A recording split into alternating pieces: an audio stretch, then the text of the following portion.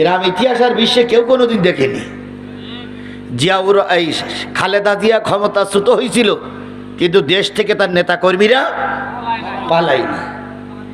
এরশাদ সাহেব ক্ষমতাচ্যুত হয়েছিল, কিন্তু তার দলবল কি করিনি, দেশ ছাড়িনি। বাংলাদেশ জামাত ইসলামী শীর্ষ নেতাদের ফাঁসি হলো, শিবিরের নেতাদের রিমান্ডে নিয়ে মেরুদণ্ড ভেঙে দিল, গোটা দেশে জামাত বিএনপির অফিসগুলো বন্ধ করে দিল, কিন্তু ময়দান ছেড়ে তারা পালাই যায়নি।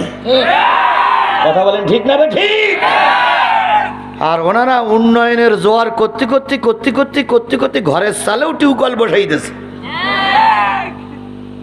দিয়ে শেষ পর্যন্ত ছাত্ররা যখন তাড়া কষ্ট, তখন ওপরে সিগারেটটা তো পালাইছে, আর এই 3 নম্বর ওয়ার্ডে সেটাও পালাইছে।